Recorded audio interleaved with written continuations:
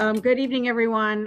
Councilwoman Ramos here for the Sisson Street Task Force meeting. I want to apologize. We have a little bit of a technology issue here in the Reeves room. So there are some of us that are going to be passing around my computer in order to, or at least, moving it around so that we can have conversations. And I very much apologize for the last moment notice on that. So, but it looks like we've got a healthy set of folks that are online observing, and then we've got our members. Kristen just walked in, and so she's there. And if you all can't hear us, please let me know.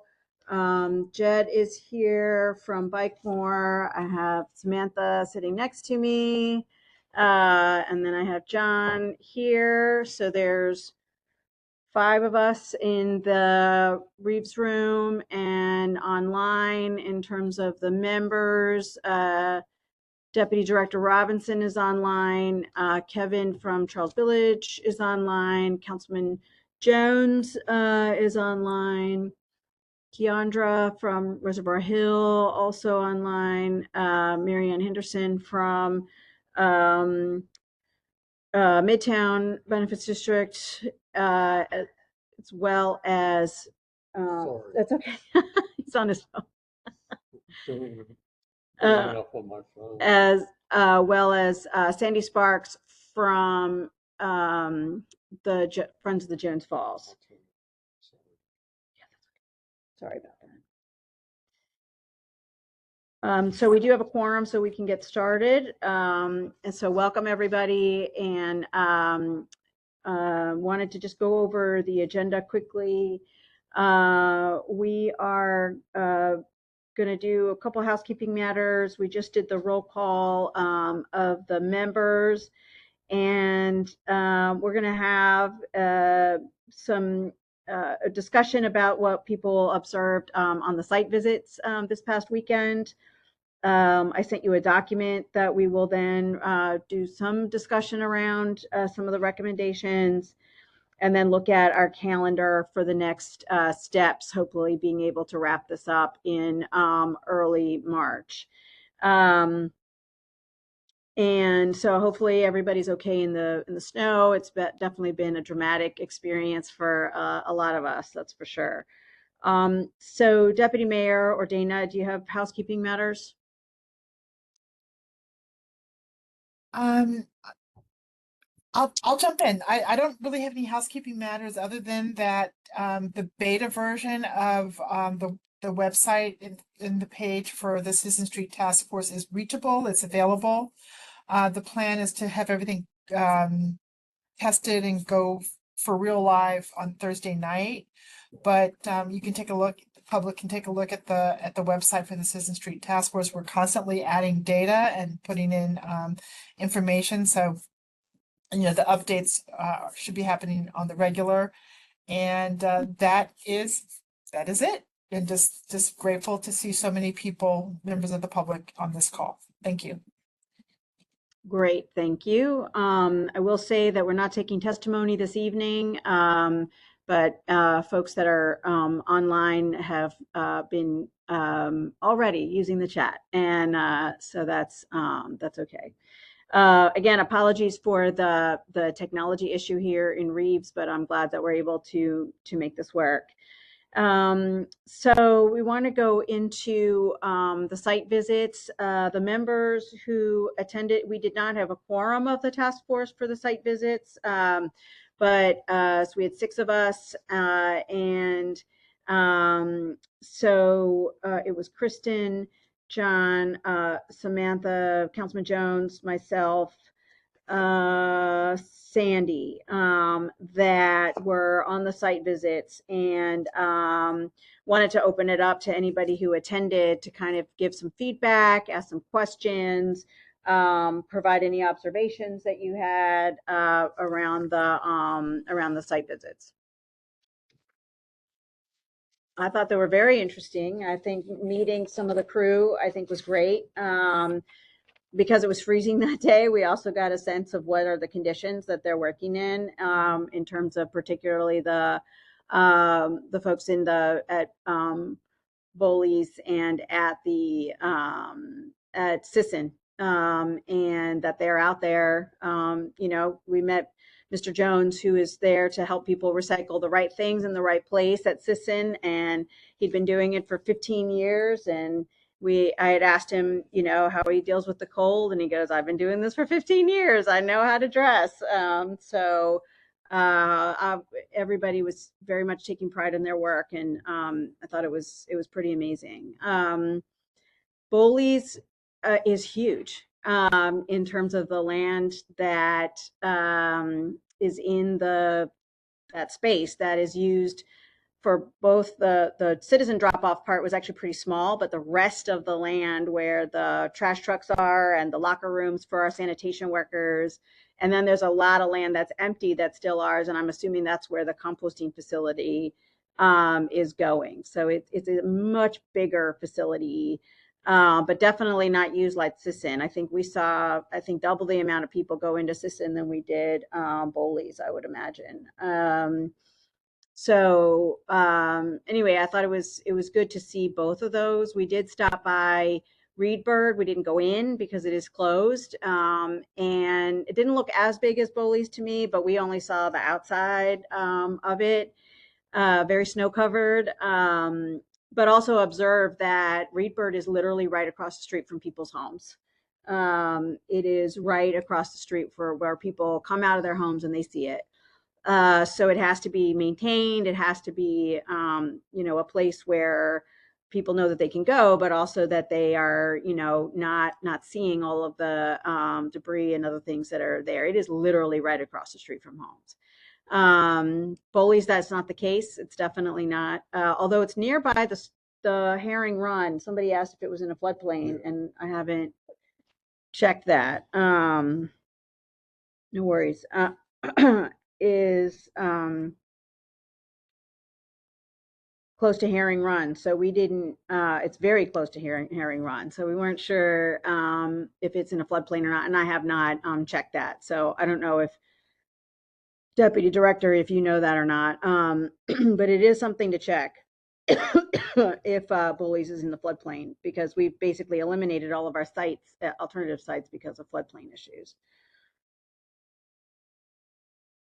What else? We learned a lot about at Sisson about how they do the queuing. If you go during hazardous waste days, they really wrap everybody around the ramps to try to get more people in. It's definitely, as Mr. Bennett called it, organized chaos.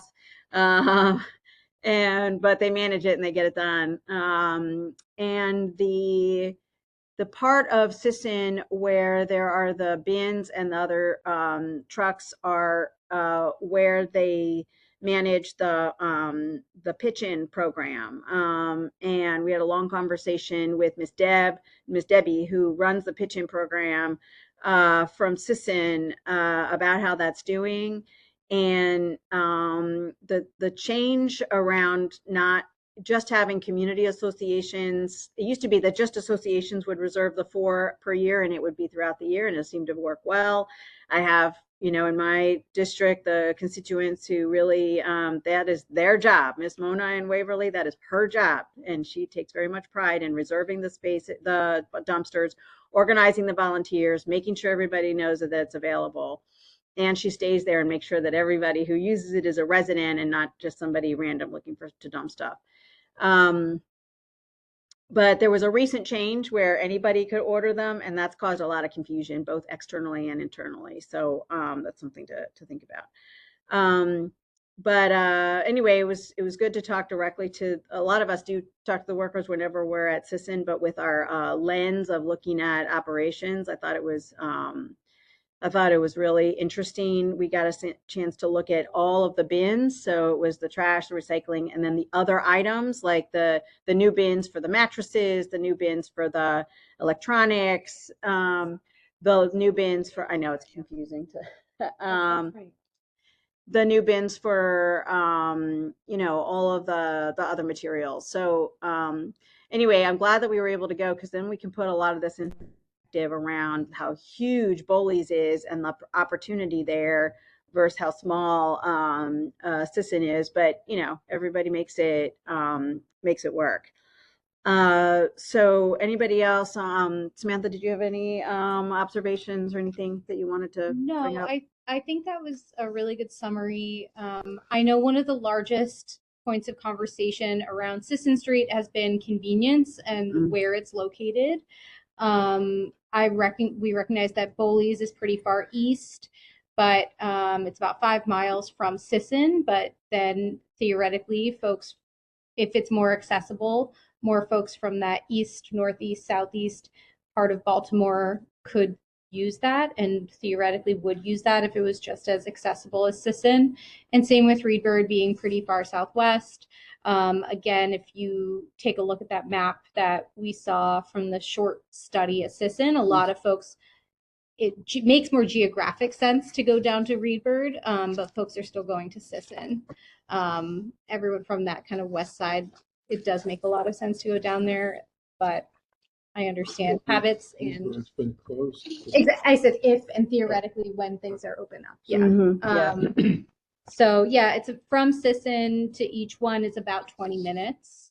And that is thank you to Mr. Dana for driving us around. Oh yeah, he was great. I think he secretly appreciated a little break from snow duty. Yeah. I hope he had a nice time with us. I think so. I think he was amused by it. Yeah. He said he missed pothole duty, and then we started pointing out potholes for him. You're right, he did. Yeah. I don't know if I missed anything major that anyone else would like to bring I just have one question. Sure.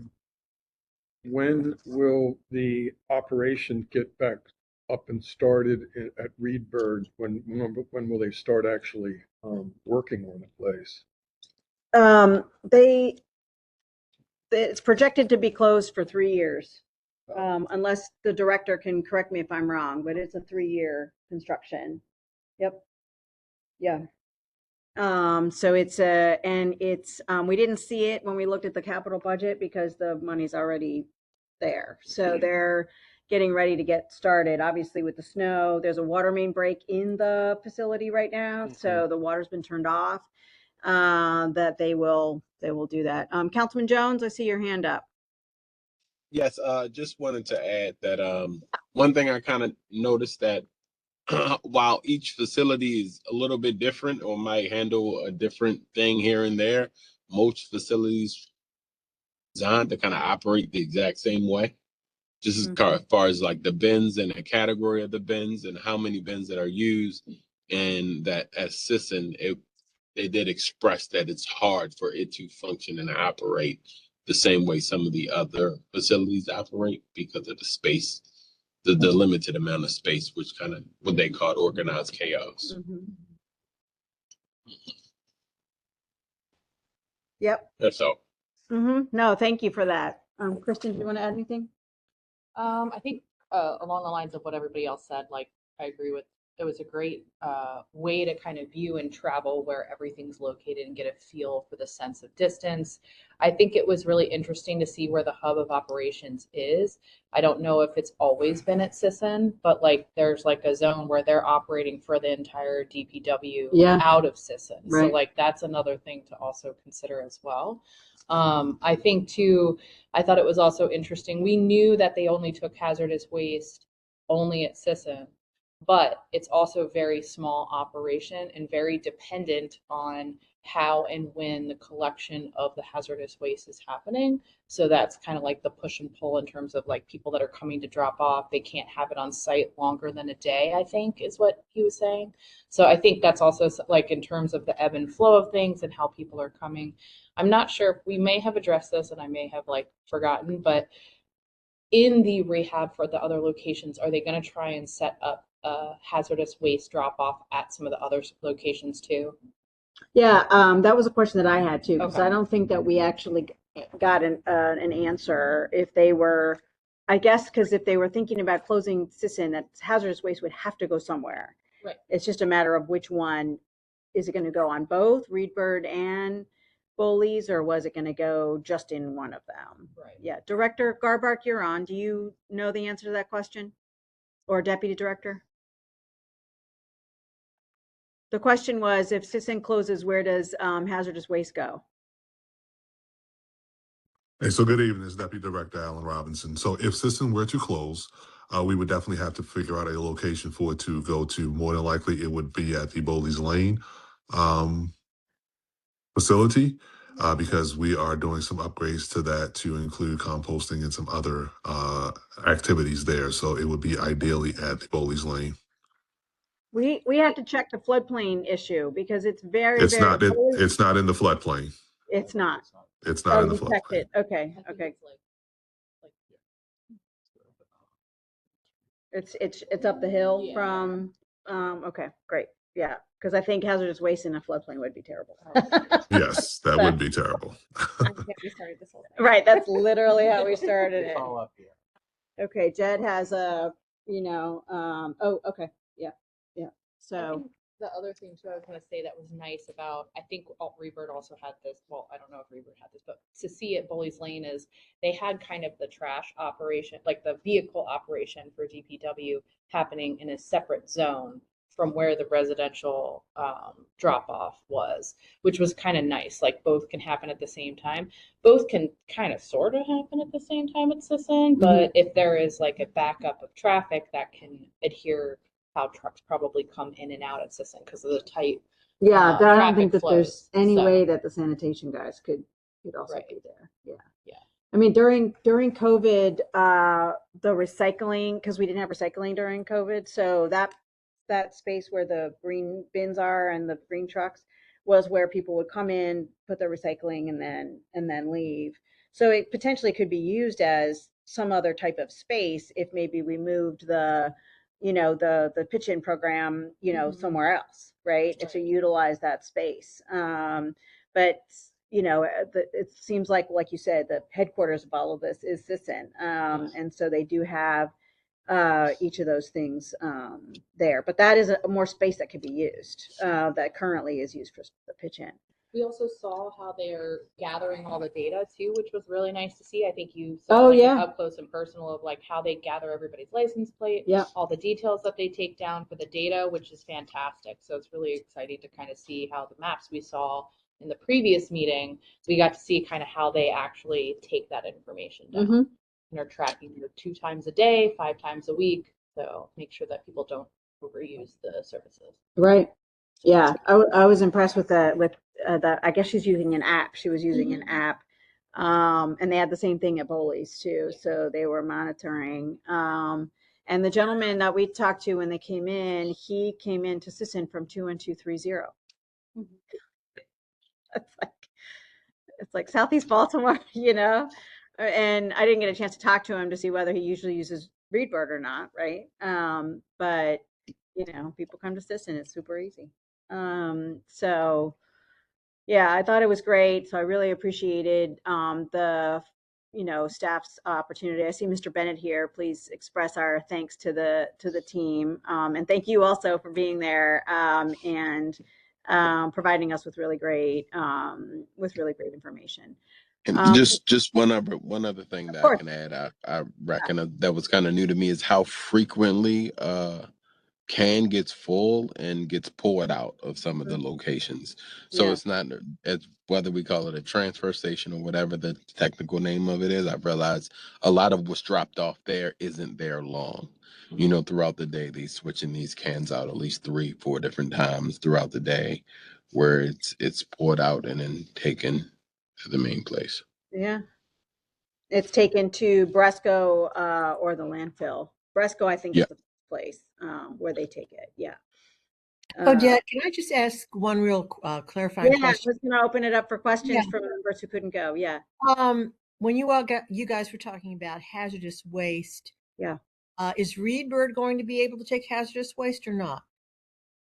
When it's open, I think that Deputy Director Robinson said that Bowleys would be the ideal place, but it does make sense to have both if they're both going to be open. Deputy Director, do you know? So to that point, we have to do a little bit more research regarding hazardous waste over in the Reed Bird facility because it is considered in the critical area.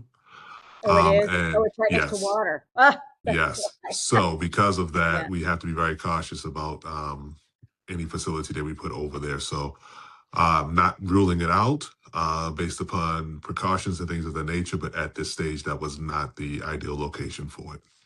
Okay. Yeah, thanks. I had forgotten that when we drove by, because it's on the peninsula. And so when we drove by, you go right next to Harbor Hospital, which is right there, by the water. So it is fairly close. It's also fairly close to the new, what's it called? Fitness and Wellness Center, which is gorgeous, by the way. And then at some point in time, there's going to be water activities around the cove for people to utilize once that part is cleaned up. So I see where that could be a challenge if we had the hazardous waste there. So yeah. And then of course, like I said, the Reed Bird is literally right across the street from homes. And I do think that makes a difference also. Any other members have questions for us that weren't there? Or Sandy, did you want to give any observations? I did have a question, Councilwoman. Hi. Hi. Sorry, was I cutting someone else No, off? go ahead, Yeah, Keandra. I was going to comment. Okay, hold on 1 second. Let's have Keandra ask her question, and then we'll have Sandy. Go ahead, Keandra. It's in relation to what you were just saying about Reed Bird being right across the street from homes. I know that we've been trying to avoid that and looking at alternative sites. Do you think I'm just curious, is there anything that you could take away from Reed Bird? You said it was not necessarily interfering with I guess, the aesthetics of the neighborhood, or am I misunderstanding what you were saying about Reed Bird and how they're handling the facility because it's so close to residential housing, that could make that possible, or no? Do you think that the best thing to do is just to avoid that kind of, obviously it's already happening there, but we don't want to repeat it, or is there some takeaways that we could take from that facility to make it a more doable situation? Just a question. Yeah, it's a good question. I was earlier just speculating that since there's going to be renovations there, that they need to do a lot better about the aesthetics, because it's not that way now. So, because it's in front of homes. It's basically the two buildings that are on the site the back is to the homes, and then there's a gate where people go in. So, but you can still see, depending on where you stand, you can see where the cans are and where the trash trucks are and all of that. So I'm hopeful, and maybe the deputy director can speak to this, is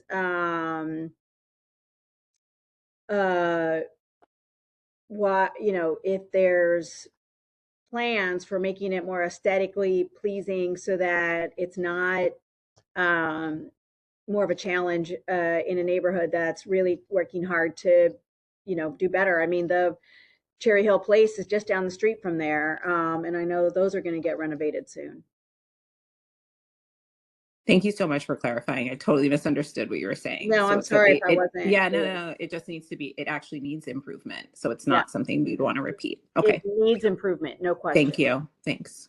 And Keandra, in the draft report, if you look at the plans for Reed Bird, where they have the entrance and the existing building and constructing a new facility, that's Reed Bird Ave. So it's kind of the build.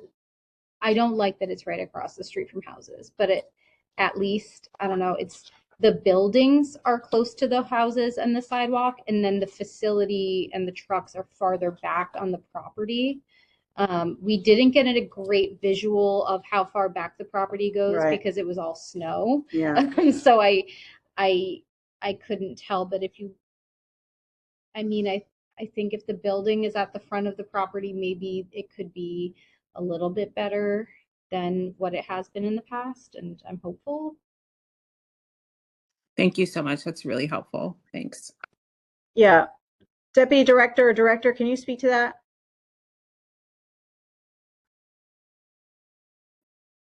in terms of the design to make it a little bit more aesthetically pleasing. When you say design to make it more aesthetically pleasing, what are we So referencing Reed here? Bird is right in front of homes, right across the Right, street from homes. correct. Mm-hmm. So we don't want that facility to look like a place where people bring the trash, because that is directly next in front of homes. So I want to make sure that the renovations are such that the buildings are going to obviously stay there, but have make sure that they're, whether there's a mural on there or whether there's something that makes it look a little bit better than what it looks like now. We haven't gotten to that landscaping aspect of it, but that's definitely something that we could consider going forward. However, the buildings will should obstruct the view to where the trucks, because that is actually our deployment site for the West Side collections for both trash and recycling. So there will be trash trucks there, but the buildings, the administrative buildings, should obscure the view directly to that.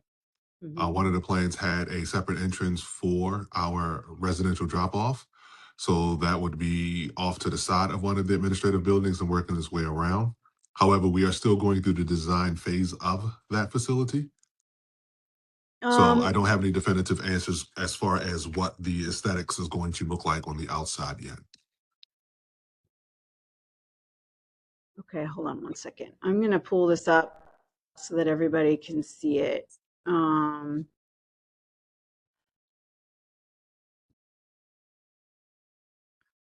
I'm looking at it on Google Maps, and there is a lot across the street. Is that part of Reed Bird or not? In other words, so you can see the housing. I guess that would be going up at the northernmost part. I can't tell if it's east, west, or north. I guess it's northernmost part where Gilport Drive is. And then there's a row of trees that come along.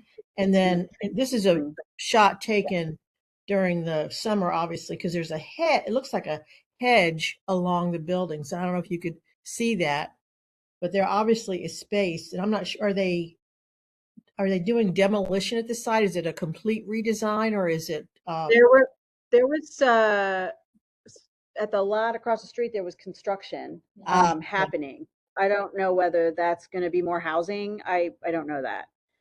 But there was definitely construction happening across the street. So if I can speak to that, I'll speak to that really quickly. That is actually a lot that's being staged for the stream restoration work that's being done around the corner from there. Right. And so that lot is just being utilized to store the materials and the construction equipment that they're using for the stream restoration project that is happening around the corner. But it's not actually part of the Reed Bird redevelopment site. It is not part of our development site. It may be a development site for the community in the future after the restoration project happens, but that's not part of our footprint. Right. Okay. Thanks. Okay, thanks. That's great. I'm glad you answered that question because I was curious about that. And then what I pulled up here is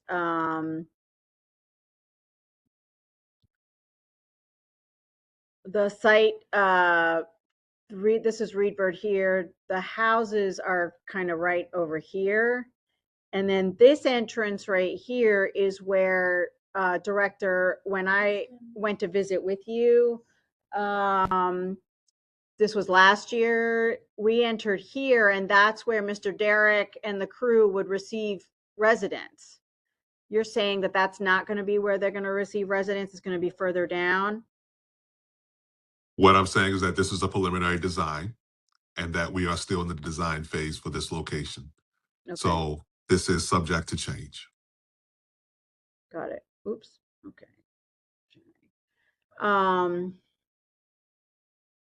Okay. Well, that could be something that we would, maybe put in the report in terms of what is important to us with relative to Reed Bird, is the aesthetics and where the entrances should be.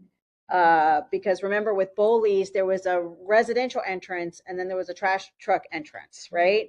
And the trash truck entrance was closer to the highway. They could get onto it fairly quickly. Whereas the residential entrance, you actually go on Bowley's Lane and then you see it you just keep going and you run into it. There's houses nearby, but it's not right next to it. And then for Reedbird, there was the entrance that we were looking into, and then I noticed that there's a gate on the other side where they might have the trash trucks come out of. So that might be something like to have, like, this is the community entrance, and then this would be the entrance for the trash trucks, you know. Okay.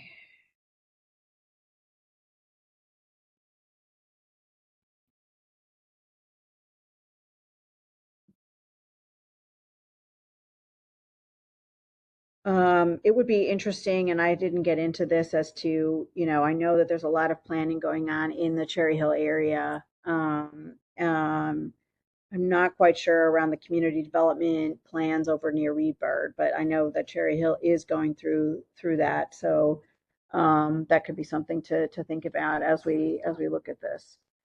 John, did you have anything else that you wanted to add? Sandy, go ahead. I'm sorry. No problem. I just wanted to make a general statement that I thought it was an excellent tour of the facilities. We learned a lot. I don't think we would really understand the whole process without having gone on those tours of those facilities, and to really see them and the condition they're in. It was also great to meet the workers. And I'm knowing Sisson very well for decades. I think it's really obviously in its best condition it's ever been. And so the efficiency that the city's developed at Sisson, it'd be great to see carried out elsewhere. But it's very clear that the Sisson Street site is too small for what it needs to do.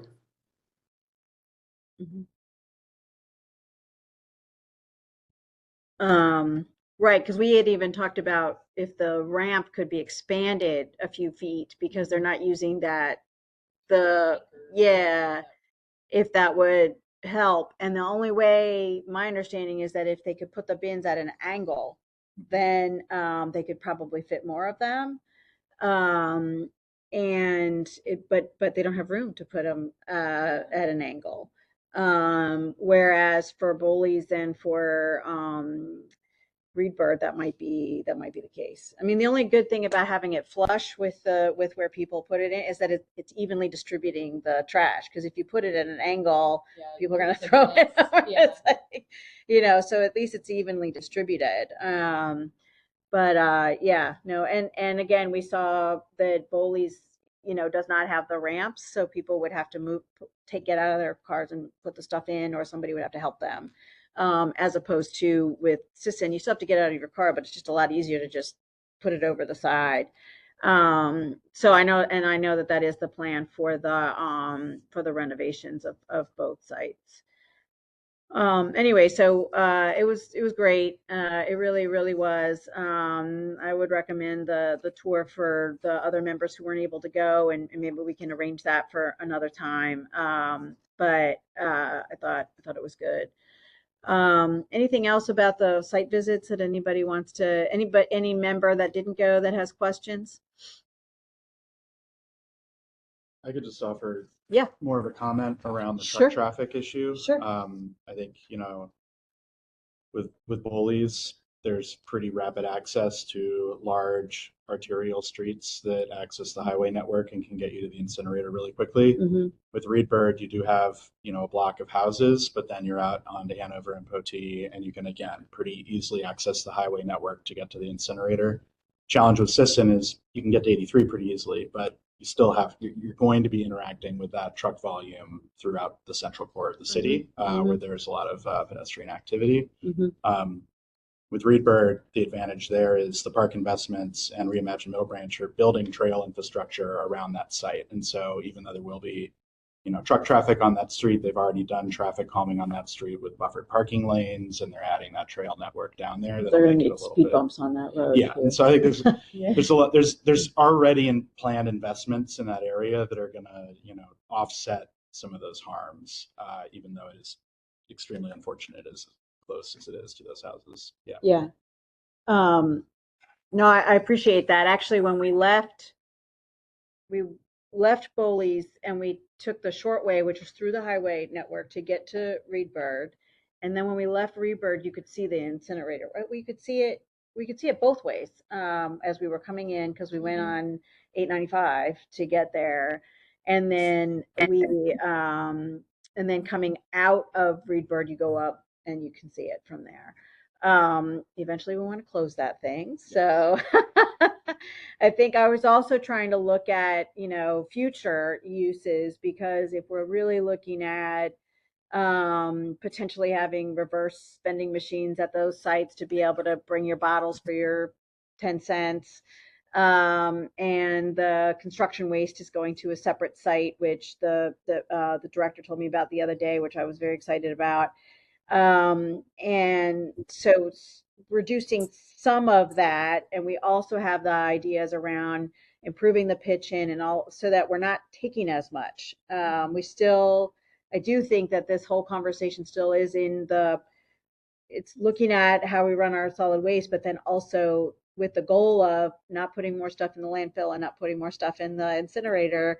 What are the role then of these sites, right? And I think now that they're starting to call them recycling centers, like what is going to be the need if we obviously the composting facility at Bowley's is super exciting, and that's kind of up next in terms of a renovation of an addition.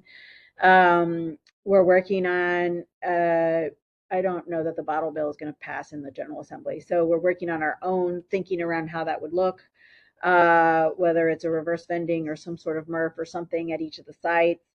And then reducing the construction waste by doing the construction and demolition model that we've been working on. So I do think that because people are going to come in with their mattresses and their electronics and other things that we may want them to recycle at those sites, we're going to need room for those as well. So I think that that's something to think about as we think about the future use. Deputy Mayor, I'm sorry, I didn't see your hand. Go ahead.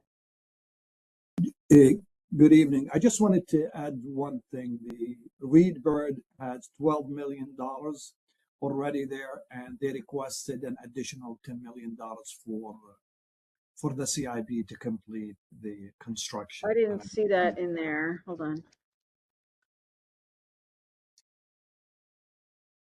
Oh, yep, it's right there. Yep. Okay, so it's right here. Just FYI. Yeah, so it's the capital budget has the 10 million in FY28, so not this year. It is by mistake. It should be 28 is coming up. Yeah, it's 27. It should be FY27. Okay, well, right now it's listed in 28. Okay, because we had a meeting today and was listed, so I'll go check the books. Okay, the document on the planning website has it for 28. Okay. Okay, so I need to change that in the report also. Okay. And I want to get an updated screen grab then, so we can put that in as well. Okay. And then the East Side Transfer Station, which is basically Bowley's, has the 5.6 million next year for the composting facility, and then an additional pretty substantial amount of money for it's 42 million in 31 to complete the project. Is that still the case? Yes. Okay.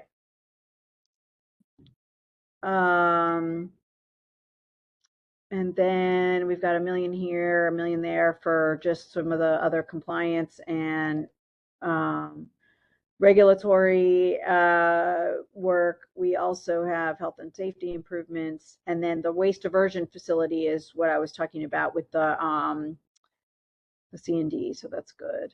And there's a study also. Okay. Oh, this puzzle pieces. That's what this is. Okay. Yeah, I think that there's a lot here. Okay. Any other questions or anything? Any other questions from anybody now that the deputy mayor's here and the director? Yeah. Is it possible that some of the monies that have already been allocated to these other sites could be somehow reallocated to Sisson just for the immediate improvements there that are needed?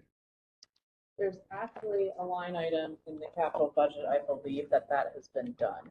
So they can correct me if I'm wrong, but I think last time we discussed it when we went line by line, they actually put in there for the improvement of the trailers and some of the stuff there, I believe. But I don't quote me on it. If the deputy or if the DPW staff knows for sure more than I do. We do know that we've already put some money into it because we did have that modular there. Yeah. My understanding was that we did not have anything in the capital budget for Sisson. You are correct. You are correct. There will be no capital money in there is some money in the operation budget somehow, some way to fix the operating budget. Yeah. There. To fix, but that money is minor. Most of the money that is going right now going to the two large facilities that we have for Bowleys and Reed. Right. The capital budget recommendations from the planning department will be approved by the end of February, beginning of March. And then there's the plan, which, I think depending on how things go here would determine our recommendations could feed into what the plan is sort of next. Yeah. Okay, so we need to do that. Okay, I want to go ahead and have a pretty robust discussion, at least to start the process. I sent out a couple hours ago before the meeting, and because I had just finished it, very super, really, really super draft of a report that could be utilized. A lot of what's in here already is what we just discussed. I have to make some corrections.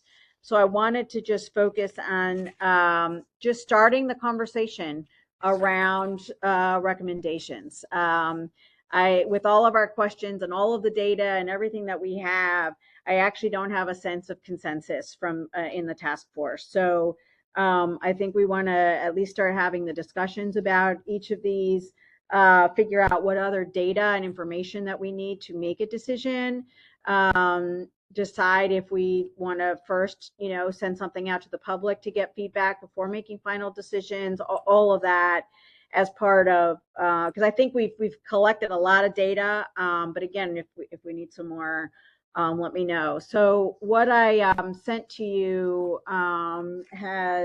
this is an extra copy.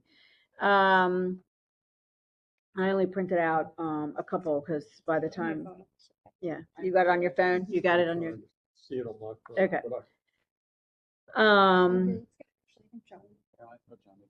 Yeah. Sorry. Do you need one? Here. Oh. Yeah. Yeah. We'll so we'll have this. So what I did here again, the first 5 pages are all the information and data that we collected. We can look at that. And then I just wanted to start the conversation around proposal number 1, not ranked in any order, just throwing it on the page, keeping Sisson open for good. And that this would, keep it open for good. It would stay in the same place, but that we may want to make some improvements, like possibly move hazardous waste to Bowleys or another site, just to be able to address the traffic and the queuing. Again, try to move away from even using the sites and the facilities of the incinerator and the landfill by increasing the neighborhood dumpsters, fast tracking our zero waste initiatives, but also enhancing and putting some capital dollars into the site. And I'll just say that the first 5 pages are really all the context, and this would be, the discussion on the recommendations. Proposal number 2 would be the eventual closing of Sisson. when certain metrics are met. And so one would obviously be that Bowleys and Reedbird have to be opened and operational after, you know, the renovations. But also starting to reduce the dependence on Sisson by, first of all, collecting data. And I think that's true for any recommendation. We need to continue collecting data on usage, tonnage, who's using the facility, et cetera. Create a baseline this year of the data. Again, this is for any of them. And then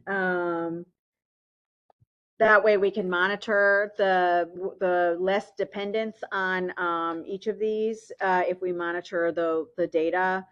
Enhancing bulk trash collection. We haven't really had a long discussion about bulk trash, but the fact that people have to wait 3 months to be able to get their bulk trash picked up. I know it's a miracle that we actually have bulk trash given the challenges that we had during COVID. But that, you know, either we enhance bulk trash or we have more dumpster days so that folks can be able to take their stuff close by to be able to take their stuff in. So we need to discuss that.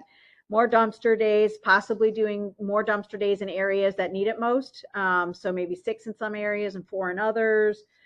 Remove the benefits districts from Sisson and remove hazardous waste so that we're slowly moving down, but only if there's less dependence on Sisson. We can't just close it without having these alternatives as well. And then the recycling side, again, continue to monitor data on the recycling and fast track our zero waste initiatives, and so that would reduce the dependence on that and eventually close the site. I did put in here relocate Sisson to another site, even though we pretty much eliminated every single site. We haven't had a full conversation around 25th and Maryland, 25th and Howard. I keep saying 25th and Maryland. I don't know why. I mix the two. It's my fault. I haven't found any others that really work. It's also expensive to lease private property. But if there happens to be a site that would work, that could be considered. You'll notice I didn't put in here close it immediately. I just don't think it's realistic that we close Sisson without certain things happening. But certainly that's up to the task force if you wanted to have more of a discussion about that. So I wanted to try to kind of organize this by talking about each option first in an open discussion, and then if people feel like we're ready to have votes, we can do that. But I want to just make sure that we're clear and maybe can fine tune these options.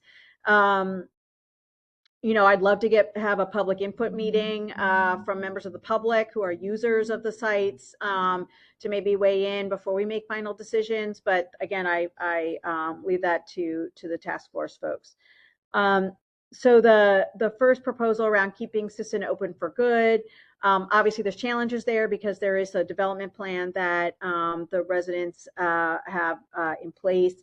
But I do know that it is much beloved. It is a great site. And so I just wanted to open it up for any questions about this option or anything that we need to add for us to be able to have a decision about it, or any data that you need in order to have a decision about keeping Sisson open for good. I think one thing to add to the speak up a little bit for the microphone. I think one thing to add to the proposal one is something we kind of touched on when we were on the site visits is if it does stay open, there needs to be some serious road / traffic calming / bridge situations or something to take care of that area. Mm-hmm. I think we talked about that a little bit of if it's something that we do keep there, we need to make an understanding to the neighborhood of fixing some of the issues in terms of roads and traffic calming and stuff like that, especially because we mentioned it in some of the other proposals. We talked about traffic calming, so I think we need to mention that here as well. Yeah. I also don't have the benefits districts listed here, but that would probably be something to take out and put them elsewhere. But we can discuss that. This one would also have the same data, I think, analysis that we would need to continue. I still think we should always continue the data analysis on all of this. I think we'll move that up as like a main principle for each one. And that this year would be like a baseline year in terms of looking at all the data. Anything else anybody needs to really have a more robust understanding or thinking around the keeping it open? Councilwoman, Yeah. Just for me, I think I have plenty of very detailed thoughts about all of these, but I would be interested in just hearing very high level from other members of the task force, Sure. like just a little vibe check on the three. Sure. I think that would help me inform my decision making further. Sure. Yeah. So if there's folks that want to just talk about just high level questions, I have lots of very specific detailed concerns about various ones of these, but high level, are we feeling good about these three options? Do we think one of these options just already is unworkable? And we can get into the details later why, but I would like to hear that from folks. Sure, that's fine. I mean, if you want me to go first, because I'm offering this, I think one is pretty unworkable for a lot of reasons that I can get into, but I can do that later. And I think with number three, it has been very difficult to find an alternative location, and I have concerns from a traffic safety perspective what the one remaining one would do and the level of capital investment that would be needed to make it safe and the city's ability to commit to that. I also just think if we are excluding Black neighborhoods from consideration, we cannot put the facility directly adjacent to a majority Black neighborhood of Old Goucher. That would be inconsistent with our decision making. And so if we're going to make that choice, I think we would need to reopen some of the other sites that we excluded for that reason. But yeah, I'm happy to more details later. No, that's fine. That's fine. Anybody else have any sort of high level thoughts about these three options? My biggest thing, sorry. It's okay. No, you're fine. It's my okay. biggest thing to one is I understand all the reasons that you guys are wanting to keep it, move it into possible removal from here. But I really do think we need more understanding, and we just started collecting data. It's a beloved site, the timing in it. What I like right now is the closing idea, but all of those metrics that you have in that, I think need to be met for both 2 and 3, because there's going to be a time gap for Bowleys and Rebird. And we need to really account for that. And can the city commit to accounting for that in terms of whether it be dumpster days or all of the things that we need to figure out how we handle that 89 tons of stuff if Sisson is closed, or how we move that away from there, really needs to be considered and worked out. And I think that's the biggest trash bin in the room that we have to figure out, that we don't really know yet, because of resources, we just started figuring out the data. So I think honestly that's we need to know that before anything can be done, to be honest. So yeah, good point. Who has their hand up? Keandra, you have your hand up? Yeah, so the one thing that I think we've talked about but haven't gotten complete clarity is just the actual size of Sisson. It would be really helpful to know. I know we've had 2 conflicting things published. One in this report, the size that I think Jed found by using Google. And then there's the measurement given by the city, and it would just be great for the city to confirm what is online. I don't know if that happened in conversation I wasn't in, but I just wanted to point that out. And the other thing for number 2 is that I agree that we really do need to figure out the exact metrics for the sunsetting. If we are going to recommend, because I think we could very well walk away, and I'm not saying we will, but we could walk away from this conversation saying Sisson should remain open for this window of time, but here are the metrics that need to be met for it to be sunset.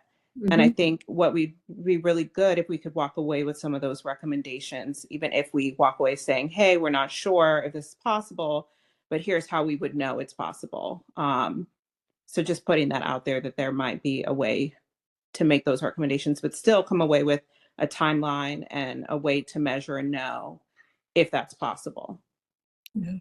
Yeah, I do think that the exact metrics are going to be really key, because if we're not feeling like people are the site is being used less, then there's no point in closing it, right?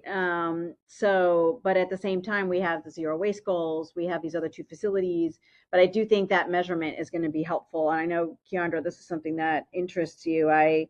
I just have tonnage and usage here. We could certainly add more metrics as to what we need to have measured. And we should just be doing it anyway, in terms of even just from a performance perspective and understanding our tonnage perspective and, being able to divert our waste perspective anyway. So, yeah, I think it needs to be done anyway. As we started digging in the data, I was like, oh, we should be measuring this anyway. General thoughts. Sandy, you had your hand up, and then Kevin. Yes. I don't think it's feasible to say that Sisson would never close. I mean, that's kind of a ludicrous proposition. Why have we been here all this time and we recognize the limitation, the simple size limitation? So I don't think that's really a feasible option. I do think we do need to have some solid metrics as to what would be required when Sisson would be properly closed. Also, given that the construction on Reedbird has yet to begin, I don't see how we could close Sisson before that is completed. So that's 3 years from now, from what we understand. It's about 6, because we want to make sure that Bowley's is also done by that time. Well, I was getting to that. Yeah, So, I'm sorry, go ahead. But so between the two, I mean, it doesn't make sense that Sisson could close anytime within the next 3 years, given all the other requirements for the city to operate its sanitation system. So that's just a very basic observation. Thank you. I appreciate that. Kevin? Kevin McCartney from Charles Village Civic Association. I think that I echo some of what Keandra said. There's needs as to like when we would be able to close Sisson, but I feel like 6 years is a very long time from now, and some of the benefits for having it closed may have passed by that time. So I think we should think about that as well and see if we could speed up some of the improvements that are needed to handle all the Sisson traffic at Bowley's or at Northwest instead of waiting for a Reedbird to open as a like marker. But I do think that we need to have good assurances from DPW that the other transfer stations are ready to handle the Sisson traffic and load. And also perhaps some improvements to those locations so that they are easier to use, not just ready and able to handle the tonnage, but I think we've learned that the thing people like about Sisson is that you can stand it above the dumpsters and throw the stuff down in. So let's get some of that done at Bowley's or at Northwest, and maybe it's easier to get that done. I don't know. Before we close Sisson, but let's also try to maybe push for like a timeline, like 2 years or something like that, as opposed to just saying, oh, hopefully whenever these are ready to be to accept all that trash, then we'll close Sisson, because that could be forever. It's my understanding that the ramps that you're talking about, Kevin, I think, those are included in the process for both Bowley's Lanes and Reedbird. That's right. And much larger. So, much larger. So the question is, is there any way there could be phased approaches to certain things where one side of these different sites could be open sooner than the rest of it being done to shorten the timeline? Or is that not even a possibility? So that's just a general question when rehabbing these sites within that 6 to 10 year time frame. I think another open, like talking about accelerating the time frame potentially, if Reedbird is 3 years out and it comes online with 24 bays, whereas now we're dealing with really 8 usable bays, that's an incredible addition of capacity. I agree. Almost like, a significant portion of the users of Sisson Street are coming from areas that are actually closer to Reedbird. And so, right now, Sisson, everyone goes there because of the ramps. If we have any more ramps at a different location, right? Could we close Sisson in 3 years, have a little bit of headache for 3 years, but still a much better facility than we currently have, and then in 3 more years have 48 ramps. But I think that it still goes to some of the things that Keandra was also talking about, is what are some of those other metrics to lessen dependence on Sisson, right? And so we'd have to do all of those things, not just like, we could say that there's a milestone around once Reedbird is finished. Okay, what about, what are we doing to reduce dependence? Are we meeting those goals? And then if not, then we keep it open longer until we have that, right? So that could be part of the discussion around the metrics, is that timing. Okay. And just making sure that, people know, I do think that there needs to be better signage as to where to find Bowleys and where to find Reedbird too. That was being in communication in general for all of the things. Yeah, could be improved, for sure. because I think there is a lack of understanding of what is available at what site. Absolutely. Yeah. People about things, they'll be like, what? They take that? What? This takes that? I know. Look, I made a little handy chart because I was like, oh, we don't have this. So I think that's just a general finding that is something that can be improved upon going forward. But I think, speaking for Hamden Community Council and some of the other surrounding places I've talked to, is Sisson Street is a beloved site and used by a lot of my community. So I think if we are to consider it moving or closing, I think it really needs to be taken care of elsewhere and makes sense. So whether we are doing that with dumpster days or more creative ideas or whatever needed, we need to ensure that that can happen by figuring out the metrics. So I think number one thing is those metrics of sunsetting and figuring out how we're going to, deal with the waste. If we transfer to, like what you're saying with Jed, with the getting Bowleys or Reedbird open sooner, like what is going to happen with any potential dumping that might happen from people not wanting to go that far and they're just going to leave trash in the neighborhood? That is a possibility. So how are we going to solve that? So I think all of those things need to be considered. But I would say, speaking for my community, right now as we stand and know what we know, we do not want Sisson closed at this moment. We also do not want it in a floodplain. So I was going to say, one other thing that we need to mention here a little more clear, I think, is just to mention, if we move or relocate, that it cannot be in a floodplain. That was the other criteria. Yeah. Okay. So I didn't necessarily see that in the No, you're totally right. one. You're totally right. Yep. Because that ended up being a criteria that came out of the discussions around falls. Right. And every single one, we were like, nope, it's in a floodplain, we can't do it. So absolutely, yeah. Yeah. So like Fleischmann's, I think, for example, we didn't include that it's in a floodplain, Camp Small, but it is, and so like that would just be another disqualifier for that site. Yeah. I think you have it kind of in the context a ton. I think it's just probably in the summary of the post. Sure. It'd probably be good to just be like, totally. Yeah. Yeah. So I also think that when we're talking about metrics and we're trying to think about like removing the less dependence on this facility and even the other facilities, measuring around our bulk trash collection and measuring around our so it's not just the trash that's taken limited just to that, right?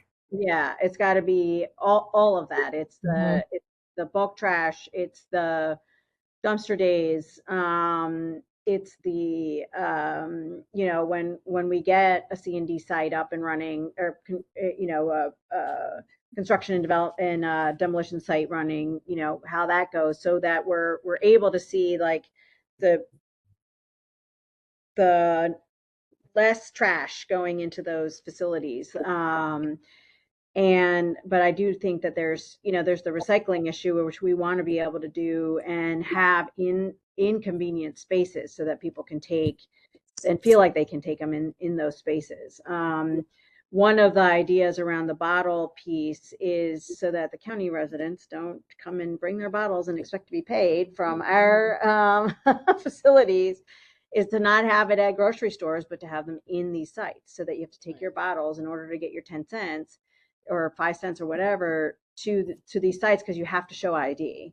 But then that lessens the amount of places where people can go to do that. I mean, states that have the bottle deposits, they return them to their grocery stores. That would only work if we do it statewide, because the bottling companies aren't going to put the little sticker on bottles just for Baltimore City, and the county people are just going to come and you know, want to get paid for their bottles. So So I wanted to mention, you've got 3 hands raised: Khalil, Kevin, and sorry. Kendra. Here I am talking and not monitoring the situation. I apologize. Yeah, that's why I'm looking. I apologize. So, Keandra, did you have another question? Your hand is raised. I did, but I think Marianne and Khalil were before me. If they, I don't want to walk over people. But no worries. I'm just trying to get. Of course. Deputy Mayor, go ahead, and then we'll go from there. No, just wanted to confirm that the $10 million is for FY27. I just confirmed with the planning department about that, and if there is a correction. Yeah. If there is a correction, they'll make the correction that is needed.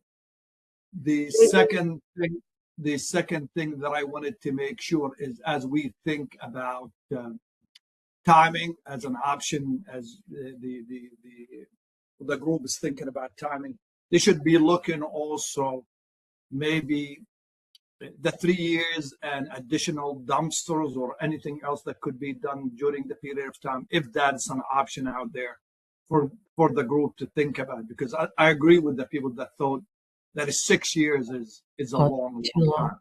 Yeah, that's not.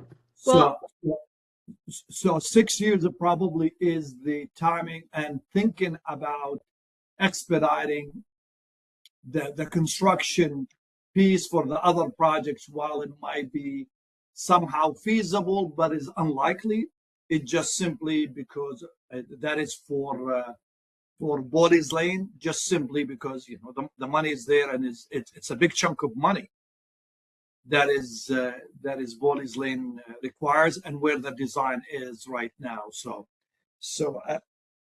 those just the few items that I wanted just to bring up to the attention of everybody that is there as they think about it. One more thing, I really think in order to get a good judgment on what we need to do is to work to some degree in a vacuum. Like I heard some people saying, if we want to continue working on Sisson Street, we need to be thinking about the traffic pattern and the improvements and all of these things. We can't think about that now, and I'm saying it from the construction piece here, or from the dollars piece. There is no funding for that, and that would require a lot of funding as well for a facility that has no intention of staying for a long period of time. So just ideas for the team to think about as they develop what are we going to need, or what is needed to be done next. Thank you. Yeah. So I have a question. You mentioned no intention of staying. So does that mean that there's a plan that eventually Sisson will be closed regardless? No. I said if the decision to be made that it's going to be staying, then potentially over the years, people will start looking about what can we do in order to make it better, maybe in funding. But it's to invest any time right now in a place that potentially could be closed. it doesn't make any sense first. And secondly, there is nowhere in the budget for the next 6 years anywhere to be making any improvement at this time. I think the original plan was to either move it or close it, and because that's obvious with the RFPs for the community and all of that kind of stuff. So they didn't put any money in the plan at the moment. So if the task force says, oh no, we absolutely wanted to keep it where it is, then we're going to have to change what those plans look like. But what I think Khalil is talking about is that presently that's not the case. Right. But I do think that when we are talking about lessening dependence on one of the sites, that means additional dumpster days. That means all of that. That has to be put in the budget because we don't have that right now. Right. And but I don't see how we can do whatever we're doing with these sites without looking at those other pieces. I don't see how that's possible. So I think we do have to figure that part out.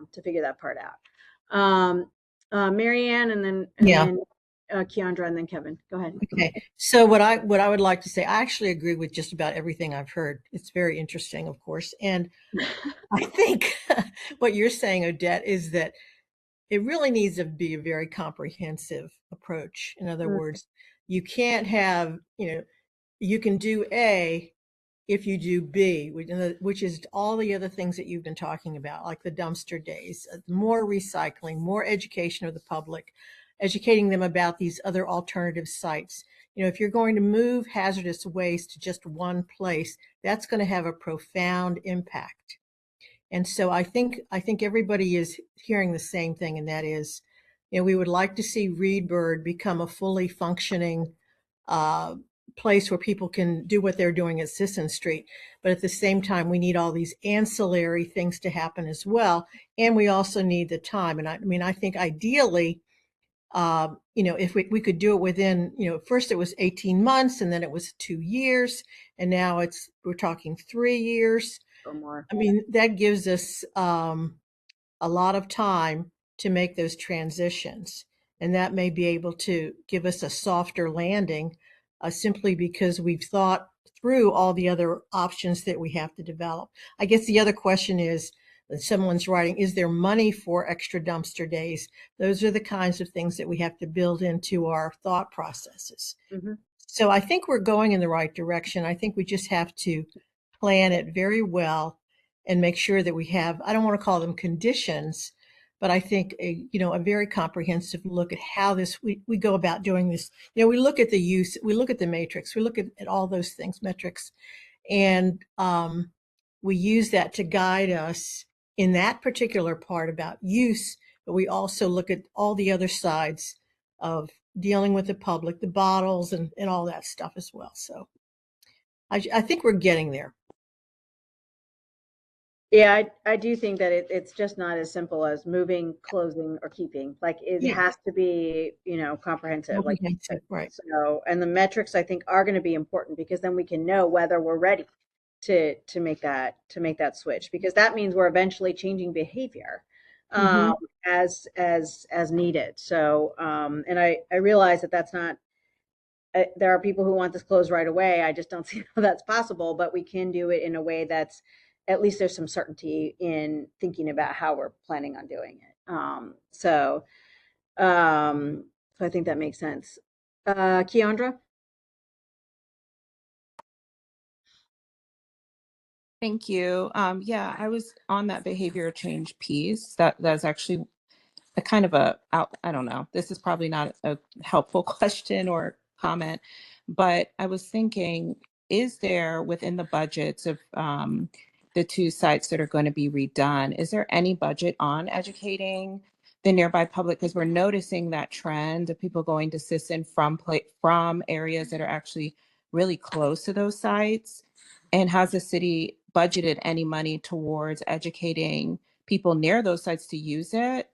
And also, has the city budgeted any money towards, and I'm assuming no, because this is probably not something people want to do, but asking people who are coming to Sisson, if those changes are made, like once those sites are online, would they change their behavior? Like, would they begin using the closer by sites, because these things are going to be happening in 6 years, 3 years, to kind of motivate people to make that change? And another thing on the motivation, has there ever been precedent for example, for the city to charge a small fee for using sites that are actually really far away from their nearby sites, since they have to show ID anyway? So if you're like from, South Baltimore and you're coming to Sisson, to say, hey, we want to incentivize you actually going to your neighborhood site and not to Sisson. If you come to Sisson, you have to pay 10 cents, I don't know, per pound or something. Just putting those ideas out there, because it seems like it's going to need that behavioral piece too. It's not going to just be, okay, we're open, everything's going to change.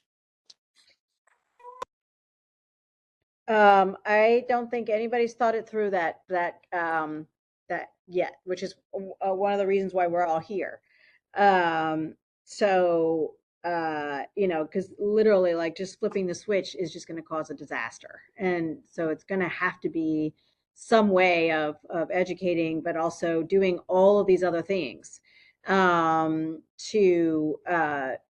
change, again, the bulk trash, the dumpster days, the zero waste work, all of that to reduce that dependence is going to be important. And then once the sites are up, and we're not seeing people, we still people seeing that they, very much love Sisson very much, which we do, and I don't actually want to see it close, but I see what is, I think that it's just too small for what we want it to do.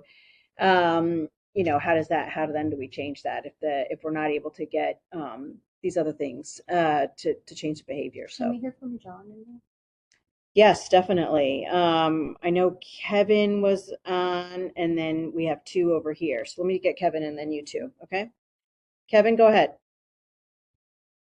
Super quick comment while I have this audience. I think we need to make hazardous waste easier for people, no matter what we change about Sisson Street or anywhere else. But hazardous waste is super hard to understand when you're allowed to take it and what exactly you're allowed to take.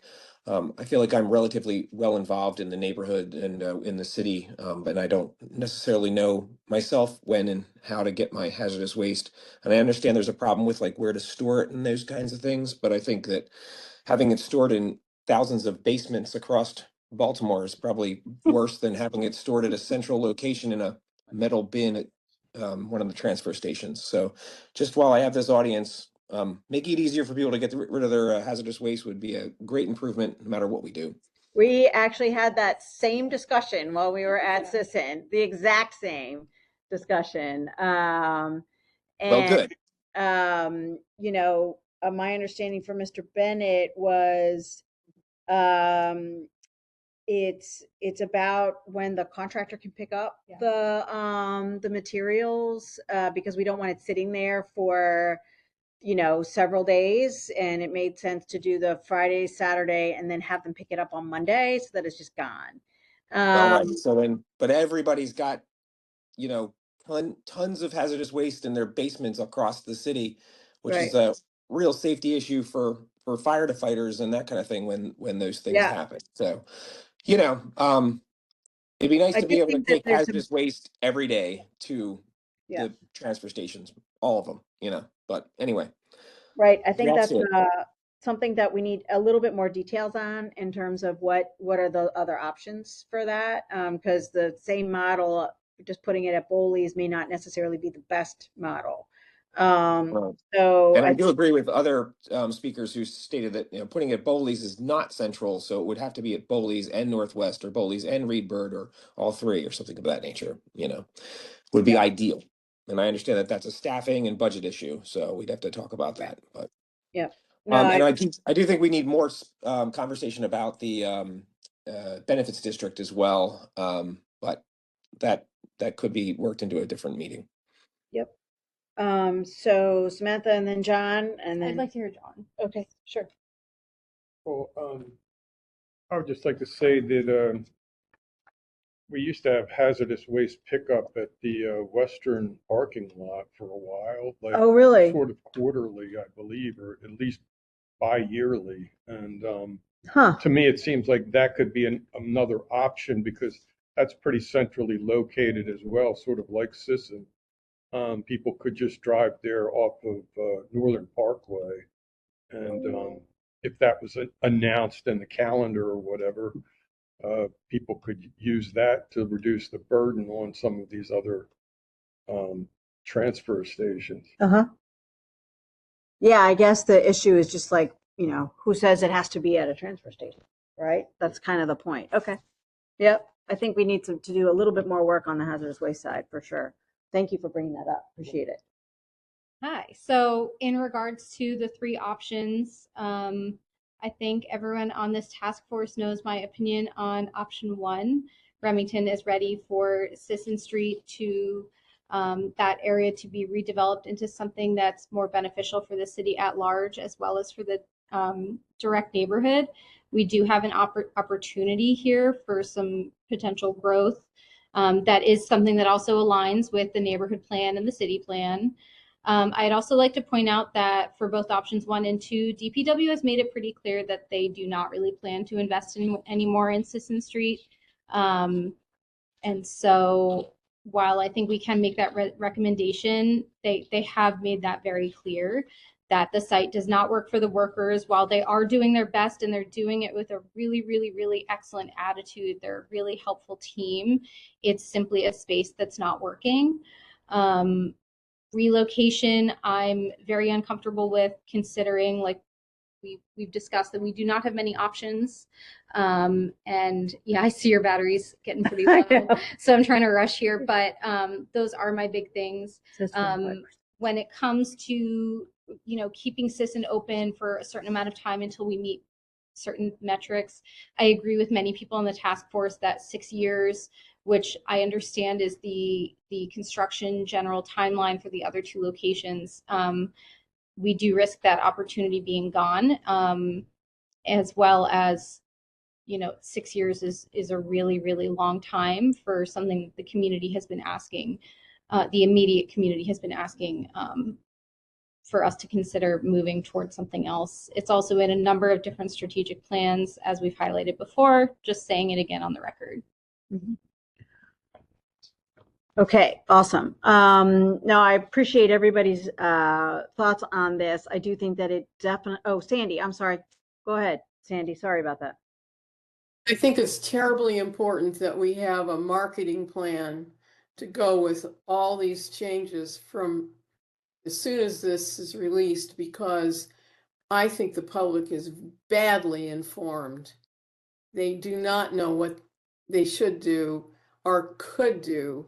So ignorance is contributing to a lot of our problems.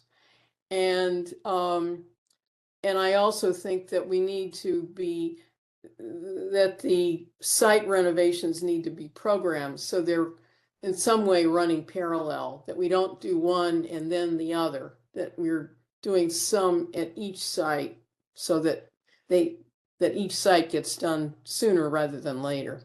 Mm-hmm. Well, the construction realities are such that it's going to be really difficult to kind of accelerate those timeframes. I mean, we were supposed to have a dredging project at Lake Montebello 2 years ago, and I know, but if there's a will, there's a way. Okay,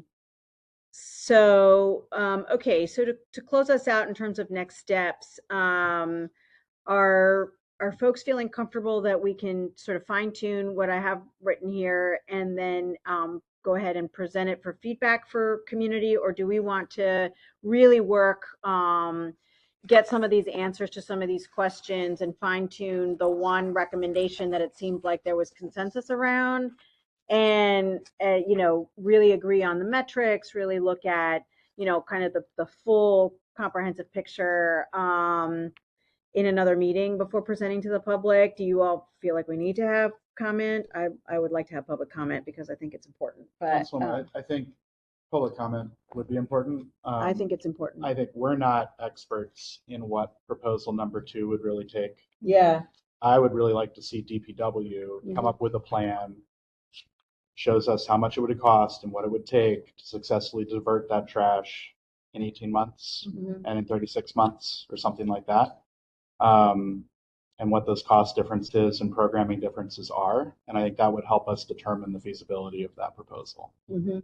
But I don't want to sit here for another couple meetings and come up with random metrics that because I'm not an expert in that, and I think Sure. DPW is. So.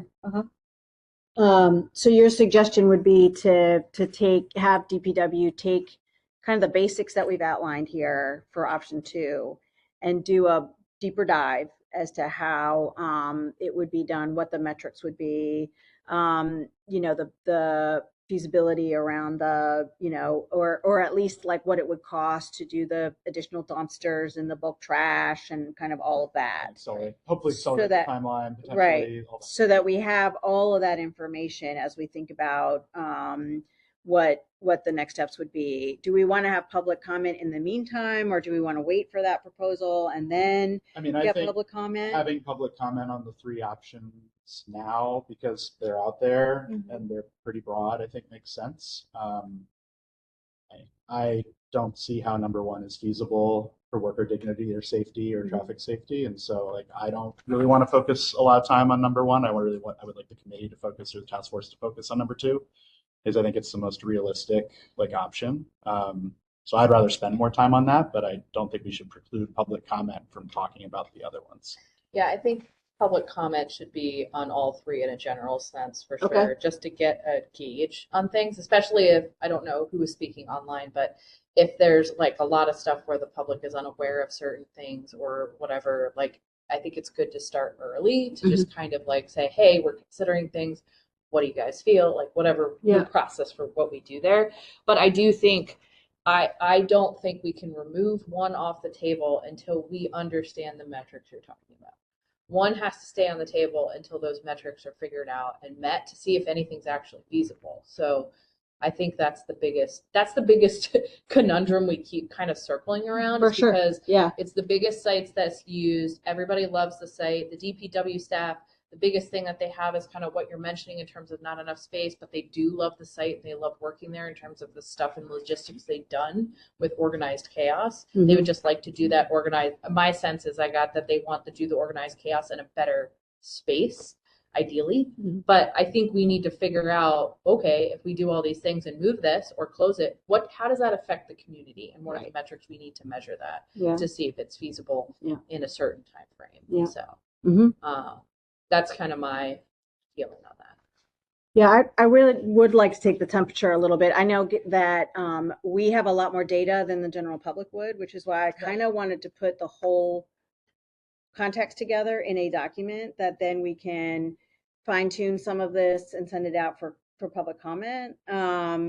Have a hearing where people can, we can decide how we want to get public comment. If we just want people to comment on the document or actually have a hearing, we can. I'd like to have a hearing. And then, have a discussion after that. And that gives DPW some time to really look at at least 1 and 2 around, what the budget numbers are going to look like, all of those things, what those metrics that we should be measuring for our own, looking at the sanitation issues and zero waste writ large anyway, right? So that I think has to happen. Yeah, that absolutely has to happen. And I think they're doing a good job of that. So we had initially planned for a public meeting and public comment, which I think we should use the planning department space for that, given our technology challenges here. People are familiar with it. They do have online. It's sometimes funky, but people are familiar with it. So we could put some, circulate the document around and add some of the things we talked about today. When we're ready to put it out there for comment, then have a public meeting while DPW is doing some of this work on these other pieces, and then come back. So originally we had planned for the 23rd of February for a public meeting. We can change that, but this is what we were thinking. And then have the follow-up meeting either the 2nd or the 9th to be able to synthesize everything and come up with either a final decision or again, additional steps. Does that calendar seem right to you in terms of 3 weeks to a document together that the task force is comfortable with. Well, it would have to be two because we want to send it out for people to take a look at. Or we can wait longer and have a meeting in March. No, I mean, I know. We're all ready to wrap this up. With all the information we have here, I think it's in a good spot. There's some tweaks and like stuff that we talked about today. Yeah, to add. Yeah. I think what you were mentioning in terms of the data and collection for DPW, were you saying that, and by we, I'm talking to Jed, sorry. I keep forgetting cameras. Sorry, I'm sorry. No, you're fine, you're fine. For proposal 2 and 3, right? 1 and 2. Okay. Well, the only reason I say 3 is like if we were to relocate it, we also need to know, okay, if we do relocate it, how long is it going to take and what is the interim transition plan to relocate it and all of that stuff if we find a site. Right. So that one is also affected by the same type of It's definitely an effort. obstacle because we don't have a site. Right. Yeah. So unless something falls from the sky at some point or, I even looked at some other sites and it's the same situation. As well. And the Department of Planning actually sent over some other industrial sites. They just immediately don't meet our criteria immediately. So I'm not quite sure. Keandra, is that a new hand you got up? Yes, it's a new hand. Okay. I was going to say that I would be really cautious in saying that we can speed up the timeline. I think the 6 to 10 year window is what we're basing off what DPW said and what's feasible within their timeline. So I think we should be very careful not to say that to anyone publicly because it can cause, panic. I don't, people really love Sisson and I don't want people to think that we're saying it's going to close, and I'm not willing to take one off the table for that reason without hearing from the public and without hearing from DPW about what it would require, like seriously require to sunset Sisson. And the other thing I wanted to mention was there is no RFP out anymore. So the concept of us losing out on an opportunity is not really there, or is it? So I think that's something we should be really clear about when we're talking about, missing a timeline or missing an opportunity. If the city is now saying they're not selling Sisson, then there isn't something that's being missed by waiting. But if there is something, I think we have to be very clear about that. If there is another thing, because there's a lot of distrust around this process. And I just, I don't want to be saying two things and cause people to think that, okay, this is another, dog and pony show. We're just doing this it's a performative thing. And they're not seriously considering these 3 options because there's something in the works. So I think we should just be careful how we frame it, just so that no one assumes things about what we're doing here. Mm-hmm. Yeah, I think that's extremely important because we've really been trying to focus on worker safety, worker conditions for the residents, and also our sanitation and zero waste goals. I mentioned the project in like 3 lines in this paper, but I do think that is some context that we have to be conscious of. So it sounds like what we've come up with is to kind of refine this, send it around around these 3 things, work with DPW on what their sort of deep dive would be around certain metrics related to sort of less dependence on Sisson, and as well as the budget for and needs for the bulk trash, enhancing bulk trash, dumpster days, that kind of thing. Think about the hazardous waste piece. We don't have, we're running out of time, so I don't want to spend too much, plus and battery. So I don't want to spend too much. We've got to get a little bit better sense around the hazardous waste. So maybe we just I'll ask DPW some more questions about that and try to get some more information out to everybody. And then does the 23rd work for folks, or you want to wait for another week after that? That doesn't work for me. It doesn't work for you, John. Okay. But the 2nd and 9th of March do work. That doesn't work for me either, unfortunately. What, the 23rd doesn't work for you? Right. Yeah, I'm having surgery, so I can't be there. Okay. I'm sorry about that. Okay, it's minor, but I still can't make it. Sure. Okay. Do we want to try to take it to the 2nd then? We've been doing Mondays because it's more convenient for me. I can't really. You can't do the 2nd. Okay. I mean, the 16th is a holiday, so that's why I skipped the 16th. Oh, It's President's Day. Yeah.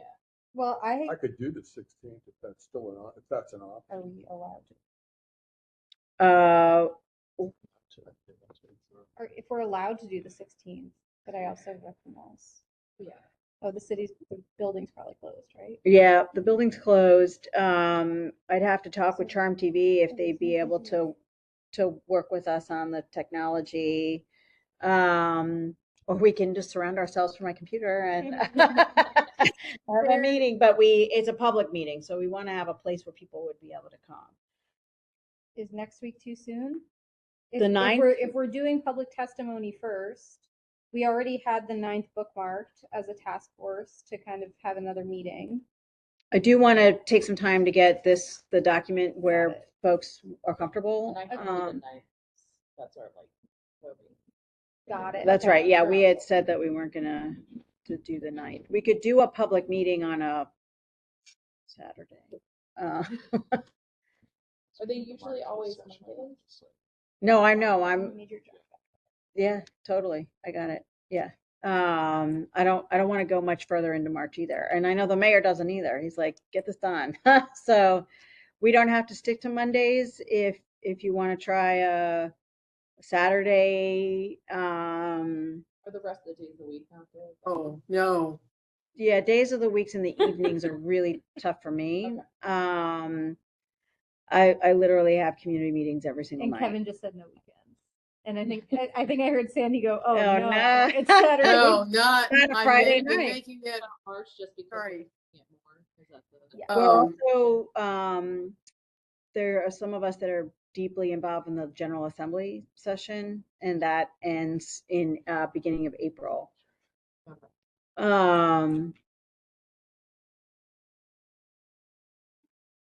And I think we all want to try to get this done. Fair.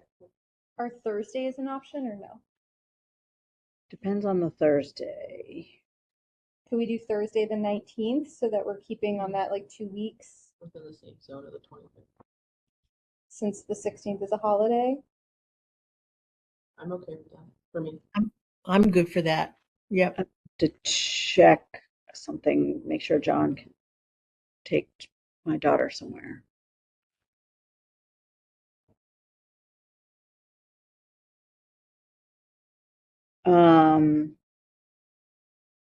What does the 19th look like for task force members? I'm good. Keandra? Looks good to me. Yeah. Kevin?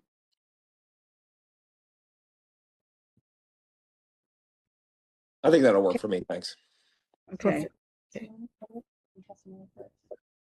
We would do testimony. Testimony first, DPW next.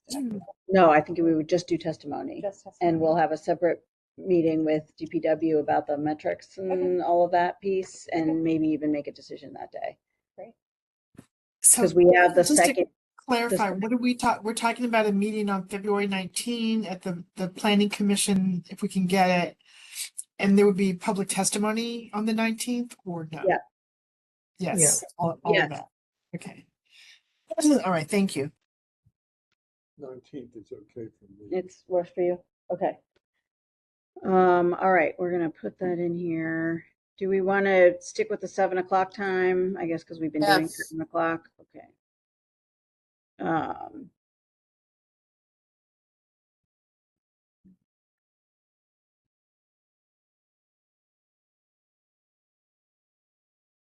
And Dana, you'll ask about planning, or you want me to do that? Yes, I'll ask. What is this? Because hopefully the Planning Commission's not meeting that night. Right. Well, They probably I'll do ask. have a meeting during the day. It's just a matter of how long does it last. Right, exactly. Well, won't it be over by 7 o'clock? I mean, you'd have to have Depends on what's something. on the agenda. It depends on what's on the agenda. Depends on the agenda. Well, I know, but hopefully, if you could look at the agenda, you can tell if it's Well, likely. it's not out yet. The agenda's not out yet, but if we inform them ahead of time, maybe we can work with them on it. Yep. We'll And send it out. then we had thought about a meeting on the 2nd. I actually have it sitting here on the 2nd. To, do a follow-up meeting for after the public testimony and we hear from DPW at that meeting. I could only do virtual, but You could do virtual Yeah. on that one? Okay. Do either or. Okay. Oh, that's 40th district. I'm going to miss it. Okay. All right. I think we've got our next steps here. I'll put it all in an email just to make sure we're all on the same page. And I'll take another stab at the document. If there's one or two members that, want to also take a look at it before we send it out officially, happy to do that. And then we will advertise the 19th as public testimony on the document and the recommendations. Written, it'll be written, oral, it could be online or in person, and we'll go from there. We can't use the chamber anymore, otherwise we do it in the chamber, but I think planning commission should be fine. Mm-hmm. Okay, anything else for the good of the order? Any other hands that I've missed?